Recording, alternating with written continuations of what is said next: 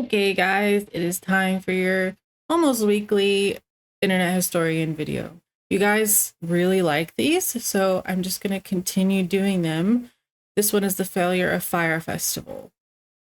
Now, I also want to do the No Man's Sky one.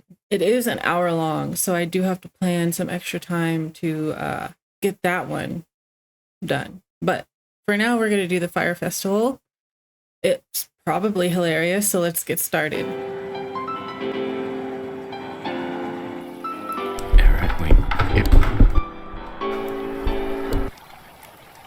Hi there. You're probably wondering how I got this tan. Well, let me tell you the story. It begins with a man by the name of Billy McFarland. Billy was a good boy. At 22, he had dreams of becoming a super wealthy entrepreneur, dropping out of college to start a business called Magnesis. Over the years, he managed to network with some powerful people. Ooh, wow. One of them was Ja Rule. Translated from German, I believe it means, yes, rule. Over drinks, he pitched an idea. Here's an accurate recreation of that event. Mr. Rule, he says, I have a brilliant idea. Like, word, like, yo, what happened? I'm like, yo, this nigga too wild, fucking his bitch. Precisely. Great minds think alike. It will be 2 weeks of absolute heard of it, but luxury in the Bahamas. I've never heard him speak before, but... Mr. Rule. Promotion began in late 2016. Fyre promised beaches, ladies, gourmet food. I never saw this. Hosted on a private island in the Bahamas called Fyre Cay, once owned by Pablo Escobar. VIP tickets up to $250,000. Swimming pigs. Dang. Blink 182. Major laser. A steel drum. Welcome to Fyre Festival. The best 2 damn weeks of your life. I bought my ticket immediately. The day arrives. How do you plan a 2-week event like that? That's insane. About 5,000 people are making their way directly from Miami Airport, and there are huge delays to get to Fyre Cay. Although I shouldn't say Fyre Cay, because it doesn't exist. In the marketing, they referenced this island, which is actually Norman's Cay, run by George Jung, not Pablo, by the way. But that doesn't matter because we're not going there either. We're going to Great Exuma. Private island? Forget that. Why did they lie? In fact, we're basically in the parking lot of a sandals resort. Okay. In the end, only about 500 of us make it to the island.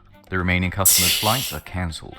You're about to see why. We're hauled onto a school bus and taken to the site, a gravel lot with a bunch of Still a lot tents. of people. Oh, no! Remember those promises of luxurious villas? Pranked ya? Enjoy your stay, and don't forget your complimentary cup of UNICEF rice. Once there, no one knows whose tent belongs to whom, so staff try getting everyone into a line.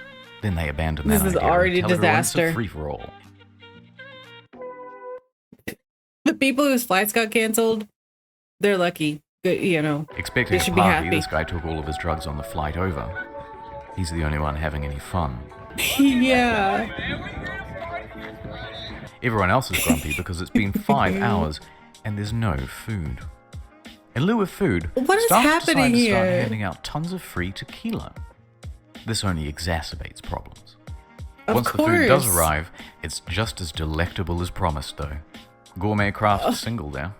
A few hours later, bags arrive on a shipping container. It was getting dark and there was no lighting. So everybody's walking around with their cell phones trying to look for their luggage. Plenty of So they didn't even have their stuff with them for many hours. people had their luggage stolen. But don't worry, if you have any valuables, the festival advertised top-notch security. Here it is. But no one told guests they had to provide their own lock. There are rumors of muggings by the locals. I heard rumors of feral dogs. A tent supposedly caught fire. The closest beach has a Oh, rampant no. shark problem. Oh Staff my don't have any God. uniforms or walkie-talkies, so no one knows who's in charge, and the people who are in charge can't talk to each other. Here's the bathroom. Many staff quit after only a couple of hours. This is about as bad as it could be. I was gonna ask, why didn't they just like book a section of a resort and then they would handle everything? But I'm guessing it's the money. It's probably money. For the few customers who were willing to just make the most of it and enjoy the music, they had some bad news too. all of the major musical acts pulled out. Oh, in fact, yeah. Major Lazer wasn't even confirmed to go in the first place. The event was promoted Why would as they want to go cashless, there? so all people had were these useless Disney bucks on their Fyre band, which meant they couldn't buy anything or catch a cab if they were stranded. And even with only 500 people, there are too few tents and beds, so everyone is just stealing each other's. And for any of you thinking you could just escape to the sandals, bad luck. It's peak season and they are absolutely full. People are reaching out to the embassy for help. After a few hours, most people chose to go back to the airport, and the rest were forced back home when the Bahamian government stepped in. The festival was closed.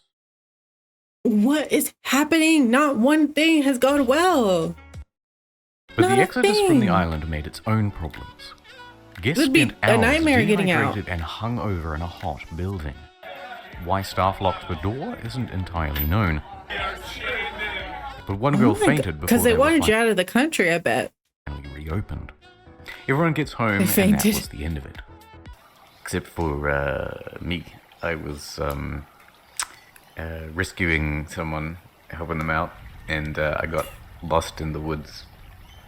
Anyway, back at home, the shitstorm on social media was just ramping up. The Reddit Fyre Festival was created, and it started documenting everything that went wrong at the event. People were circulating a fake tweet by Jar that the whole thing was a social experiment. Some wholesome festival memes there. And it quickly turned into a marketing case study of what not to do. Oh In my response, god. Fyre Was that started Walmart? Did that say Walmart on it? I don't know why I thought that said Walmart. No, it didn't. It's just turned like into a marketing case study of what not to do. NRPA, In whatever response, that is. Fyre started serving cease and desist letters to stop people from saying mean things about them. Mr. Rule released an official statement online, both apologizing and saying that it's not his fault. Interestingly, Of he course. wasn't even on the island at the time. Yeah, I was wondering, giving is he a concert there? in Chicago. Although, to their credit, they offer everyone a full refund. Or you could always let it ride and opt in for tickets to 2018's Fyre Festival. And a VIP ticket to next Don't year's do Fyre it. Festival, if they decide to go.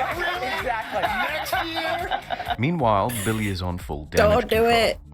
He claims that a storm came in the night before and changed all of the marketing into lies. We got to a point that we were very excited about on Wednesday night with how the two sites looked, and we got hit by a big storm. But the apologies weren't enough. Dude. A few days later, and the first lawsuit was served. I'm not trusting a random person to like keep me safe on an empty island that they've put together. Like, I'll just go to the resort. Attorney Ben Like, Mysalis doesn't that think doesn't it's seem funny. safe. He's filed a $100 million class action lawsuit against the organizers. Then Here we another go. suit. Then 7 It's more. America. Then the feds got involved, claiming Billy had committed wire fraud. Serious charges with serious prison time. More on that later. But first, Right now, let's go Wow. into the history of Fyre Festival. The marketing was clever. To get the word out, they got in touch with about 400 influencers, Instagram celebrities, and they offered them VIP tickets or cash to promote the event. They even managed to get Kendall Jenner to post about it. Rumor has it she was paid $250,000 for this post. wow. Their marketing worked though. The festival sold out. So how did it go so wrong? Let's start with the money. During the planning process, a consultant came in and said the festival would cost $50 Somebody million took a big and chunk. require another year of organization. 50 million? This is after they made all the promises. And they had nothing near that amount. So they started cutting expenses way back. Remember those luxury villas? They were going to cost $10 million alone. So they scrapped them. Now everyone Guys, gets a 10. why are you... Deposits for the bands? Nope. It's a lot, I bet. Food, infrastructure, staff, all were cut back. But, you may ask, how did they have so little cash if they sold out? It's the price. It was way too low. Well, what was it? Now, wait a minute. Up to $250,000 a ticket is too low. In fact, on social media, people were so merciless and unsympathetic towards the guests because they thought it was a bunch of rich kids paying for tickets with a starting price of $12,000. It was you a can thank fake news for that assumption. You see Yeah, like, would it really be a starting price of that 12,000? number repeated everywhere. But actually, very few were paying even close to that amount. the standard price was around $1,200. Okay. Which, if you think about 2 weeks in the Bahamas, with That's a long practically time all of your too. expenses Why would you make it for 2 weeks? That's a long event. Who could stay for 2 weeks? taken care of, that's pretty Make it bloody like good. 3-4 In fact, days. some tickets were as low as $500. 6 months ago, got together and got the early bird special for about $500. And this covered food, transportation, ticket, and somewhere to sleep. Clearly How on not. earth were they going to break even with that? They weren't.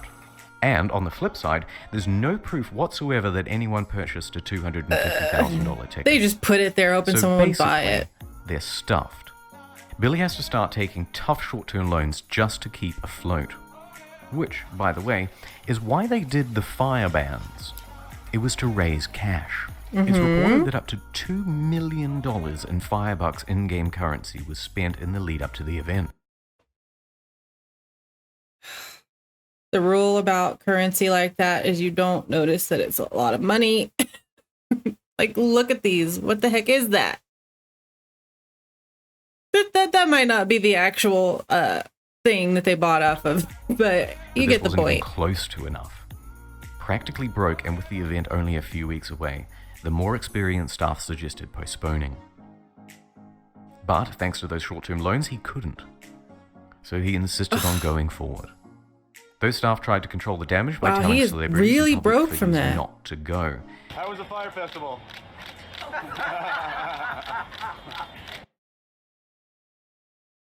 Why would you pay? Like, you had to pay her to promote this. $250,000. Like, what are you doing? Okay, So, Billy bad and Jar financial are in some choices. serious trouble. But let's please have one failed festival that has a sequel. Well, Billy is out on $300,000 bail. His assets were frozen Okay. as at May 18th. He dropped his expensive attorneys. He's selling his property in New York. He tried to sell Magnesis for Wait a minute. Assets were frozen as at May 18th. He dropped his expensive attorneys. He's selling his Selling his bachelor penthouse for $7.5 million. Okay, he's not broke. He was just being stingy. You got all these loans that you were short-term loans that you were really at risk for while you have this $7.5 million house. property in New York. Dude. He tried to sell Magnesis for $150,000, but it was cancelled for being fraudulent. Massively in debt and with no hope of paying it back. Fyre. Wait a minute. Okay, I guess that's not real. Voluntary Like, bankruptcy. bankruptcy, that okay. Is the end of Fyre Festival. Jeez. I'll keep you posted about whether Billy is going to jail. So long, Fyre Festival. You were too beautiful for this world. And as for me, well, it's time to go home.